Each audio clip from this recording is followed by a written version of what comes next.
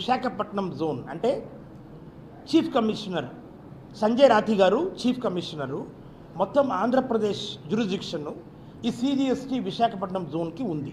ఈ సిజిఎస్టీ విశాఖపట్నం జోన్లో 3 సిజిఎస్టీ కమిషనరేట్లు ఉన్నాయి. ఒకటి విశాఖపట్నంలో వాళ్ళ జ్యూరిస్డిక్షన్ వచ్చి శ్రీకాకుళం నుంచి ఉమ్మడి జిల్లాలు ఈస్ట్ గోదావరి వరకును, అలాగే గుంటూరు కమిషనరేట్ వచ్చి వెస్ట్ గోదావరి నుంచి నెల్లూరు వరకును, అలానే తిరుపతి సిజిఎస్టీ కమిషనరేట్ వచ్చి మొత్తం అన్డివైడెడ్ డిస్ట్రిక్ట్స్ రాయలసీమ జిల్లాలు.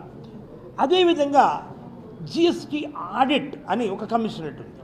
ఈ జిఎస్టీ ఆడిట్ కమిషనరేట్ పరిధిలో ఈ అన్ని కమిషనరేట్స్ ట్యాక్స్ పేయర్స్ ఉంటారు కదా. ఇప్పుడు నేను చెప్పినట్లుగా ఎవరైతే సెంట్రల్ గవర్నమెంట్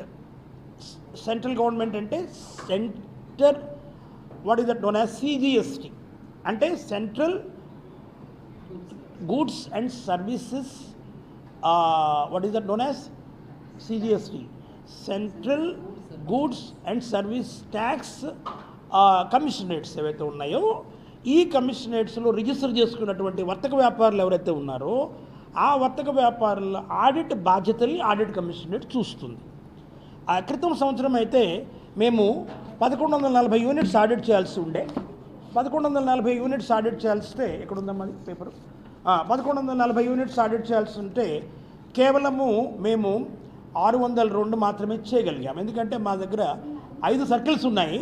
ఒక్కొక్క సర్కిల్ ఇట్లా అక్కడ ఉన్న మేడం ఉషా కిరణ్ గారు చూస్తున్నట్లుగా ఇవి కాకుండా 4 అసిస్టెంట్ కమిషనర్స్, ఒకళ్ళు విశాఖపట్నంలో కూర్చుంటారు, ఒకళ్ళు రాజమండ్రిలో కూర్చుంటారు, ఒకళ్ళు గుంటూరులో కూర్చుంటారు, తను నెల్లూరులో కూర్చుంటారు, తిరుపతిలో కూర్చుంటారు, ఇంకొక అసిస్టెంట్ రేపు వెళ్తున్నాను తిరుపతికి.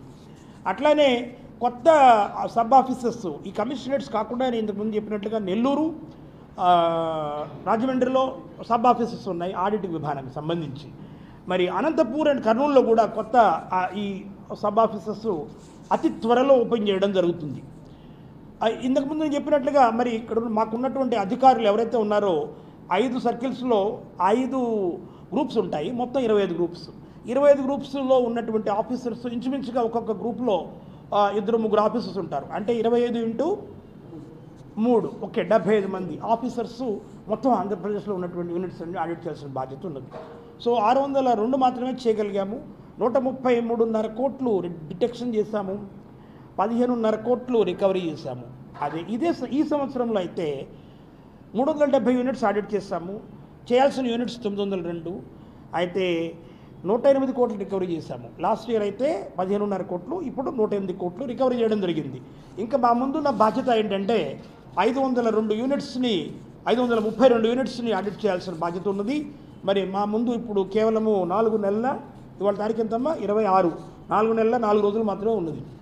ఈ 4 నెలల 4 రోజుల్లో మరి ఈ ఆఫీసర్స్ ఈ యూనిట్స్ అన్ని ఆడిట్ చేయాల్సిన లక్ష్యం ఉంది. కాబట్టి నేను వాళ్ళని వీడియో కాన్ఫరెన్స్లో కలవడానికి కాకుండా ముఖాముఖిగా కలవడానికని నేను 19వ తారీఖు రాజమండ్రి వెళ్ళి, రాజమండ్రి నుంచి కాకినాడ వెళ్ళి, కాకినాడలో అక్కడ ఉన్నటువంటి ఛాంబర్ ఆఫ్ కామర్స్,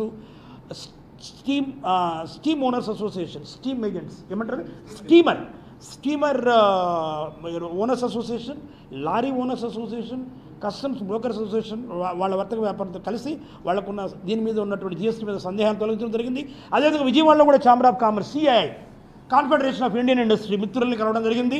ఆఫీసర్స్నే కాదు వర్తక వ్యాపార సంఘాలు ఏవైతే ఉన్నాయో వాళ్ళని కూడా కలుస్తున్నాము. అదేవిధంగా నెల్లూరులో మేడం శనివారం మరి ఇక్కడ ఉన్నటువంటి Nellore chamber of commerce, ICAI అంటే chartered accounts association, Indian chartered accounts association వాళ్ళతో కూడా ఒక మీటింగ్ పెట్టడం జరిగింది. వాళ్ళకు ఉన్నటువంటి సమస్యలను కూడా ఓపికగా విని వాళ్ళ సందేహాలను తొలగించే ప్రయత్నం చేయడం జరిగింది. మరి అదేవిధంగా నేను వెళ్ళిన ప్రతి చోట కమిషనర్కి ఒక ఛాంబర్ క్రియేట్ చేయడం జరుగుతుంది. ఎందుకంటే చంద్రబాబు నాయుడు గారు 1996 చెప్పినట్టు ప్రజల వద్దకు పాలన అన్నారు. ఈ ప్రజల వద్దకు పాలన మన భారతదేశ ప్రధానమంత్రి గారు కూడా మీకు తెలిసే ఉంటుంది.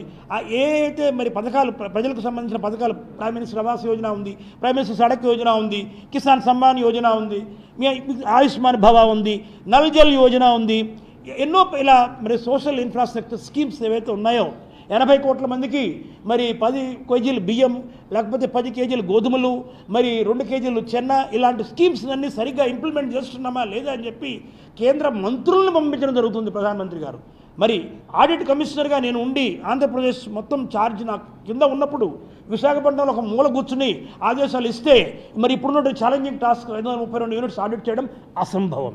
అందుకనే ఈ అసంభవమైన లక్ష్యాన్ని సంభవం చేయడానికి మరి ప్రతి ఫార్మేషన్ మా ఫీల్డ్ ఫార్మేషన్ ఏముందో వెళ్ళడం జరుగుతుంది. ప్రతి ఛాంబర్లో ప్రతి ఆఫీసులో ఈ కమిషనర్ ఛాంబర్ ఉండడం జరుగుతుంది. రేపు అమరావతిలో ఇనాగ్రేట్ చేస్తాము, తర్వాత అనంతపూర్లో చేస్తాము, తర్వాత కర్నూలులో కూడా చేస్తాము.